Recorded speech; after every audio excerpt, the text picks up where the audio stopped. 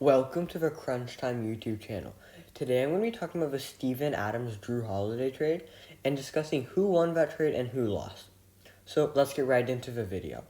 There were 4 teams that were involved in the Jrue Holiday trade that occurred in the last few days. There were many parts to it. The first part was Jrue Holiday when he first got traded to the Bucks for 5 first-round picks. The second part was on draft day when the Nuggets and Thunder made a deal that gave the Nuggets RJ Hampton. And then the third part happened, I believe, yesterday when Steven Adams was traded to the Pelicans. So let's combine everything like they did in the trade as well, just to make it more simplified. Who gave up what and what did they get? So the first team I'm going to talk about is just the Nuggets.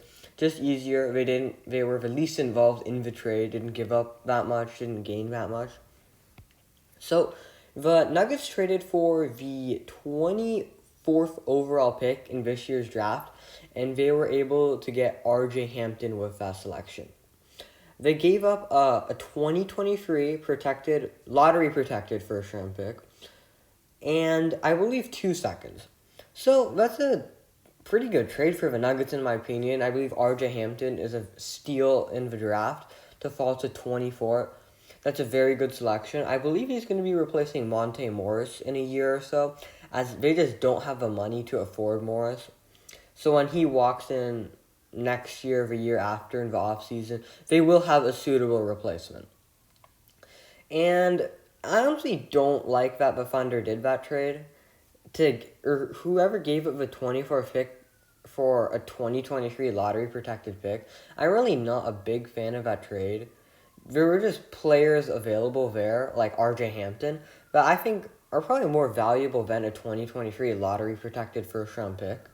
Like, at best, that pick's going to be like 15 or so. So that didn't make too much sense to me in the Thunder's point of view. Next, we're going to be talking about the Thunder and just what they were very involved this entire offseason, but trading Steven Adams kind of felt like the last part of the Kevin Durant, Russell Westbrook, James Harden, Serge Ibaka era. Like, we all know they had the 3 main superstars. They got rid of Harden first, then they got rid of Kevin Durant walked, and then they traded Russell Westbrook last offseason. And then Steven Adams was kind of a last guy standing there, as they had Steven Adams. They drafted him for one of the picks that they got from the James Harden trade, and he just felt like I felt like they were going to keep Steven Adams just because he was kind of like the heart of that team in a way, just very important for them, but they felt it was better to move on, and the Pelicans honestly didn't give up too much for Steven Adams. We'll look at what the Thunder were able to get. They got, I believe, 1 first-round pick and 2 seconds. So that's a pretty good return. I feel like both teams kind of won that trade. This really is showing what the Pelicans' offense is going to be looking like next year. They have 2 very tough guys in Zion and Steven Adams in the paint and as their front court. And a lot of teams are not going to be looking forward to playing those 2. And I believe drafting guards like Kira Lewis, they have Lonzo, Nickeil Alexander-Walker. They're really going to be trying to feed those 2 guys in the paint, having that set up everything else, the perimeter shooting. And also you have Stan Van Gundy. He's an older coach, older styles, so he probably won't mind playing inside a little more. Next, we'll look at the Jrue Holiday portion of the trade, and mainly the Bucks, and how they gave up a lot for Jrue Holiday. And I mentioned this in my previous video. I don't want to go too in detail about this, but I do want to talk about the Pelicans getting 5 first-round picks. I believe 3 unprotected and 2 pick swaps. That is a big return for Jrue Holiday. Obviously, we all know that Jrue Holiday isn't worth 5 first-round picks. I don't know anyone who's going to be arguing that Jrue Holiday, he is a 5 first-round pick player. But this trade does make sense for the Bucks, even if they overpaid. Because we have to think of this as, would you trade 5 first-round picks for Giannis? And no one is going to say no to that. Because this trade was in a way to keep Giannis on the Bucks. And I talked about this in the other video, but I think this trade really makes the Bucks like a true contender. I think this makes them the best team in the Eastern Conference, pushes them ahead of the Heat. I easily think they're ahead of the Raptors now as they've lost Serge Ibaka. They were able to keep Kyle Lowry, but they could be losing Marc Gasol too. And who's going to be their center if they lose Gasol? Chris Boucher? That's not the best center situation to be in. So they'd be better than the Raptors. Celtics are going through a lot of changes right now. I just don't think next year is going to be their year. But that's for a separate topic, separate video. But this trade, if the Bucks had Jrue Holiday in that Heat series, it's a very different result. The Heat could still end up winning that series, but it's not just a 5-game series where Giannis had no help outside, and everyone kind of was falling apart for the Bucks. Talking about Eric Bledsoe and George Hill, Eric Bledsoe was traded to the Pelicans, and I believe they're going to end up trading him in the future, probably by the trade deadline at the latest. I just don't think keeping Eric Bledsoe makes sense. I'm assuming a contending team would want Eric Bledsoe. I don't know how much you're going to get in return for him.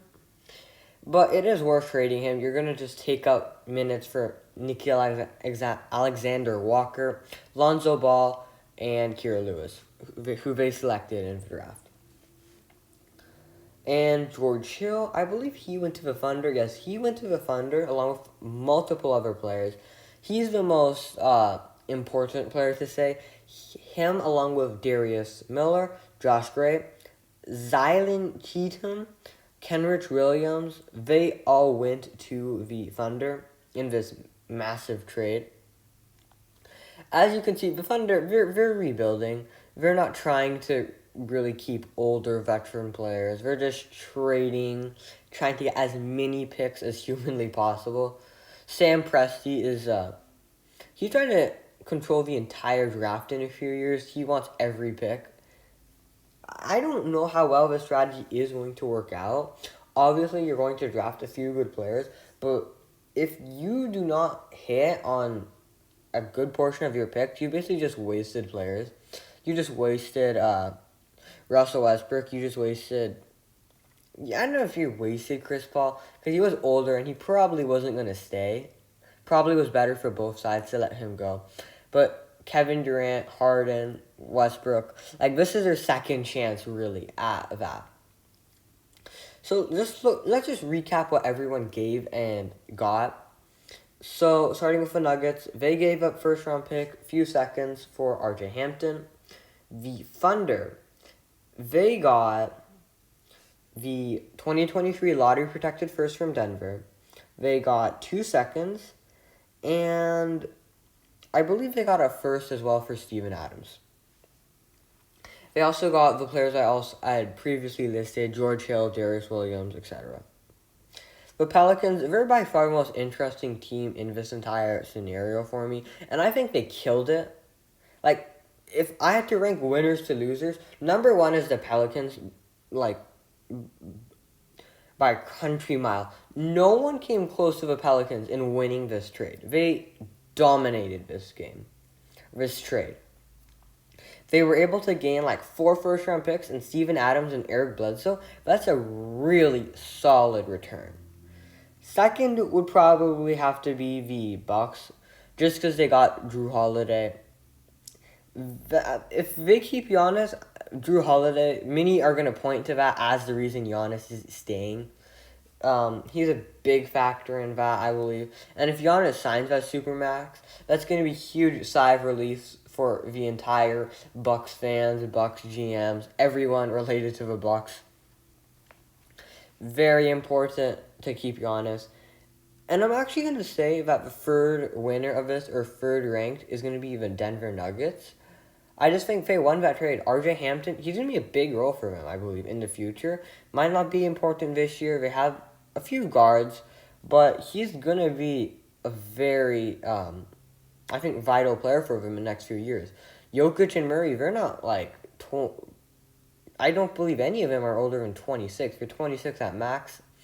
They still have a long time together before it's like win now. And RJ Hampton, he can be the third guy. He can be the third guy in the big three they'd need. And I'm actually going to say the Thunder lost.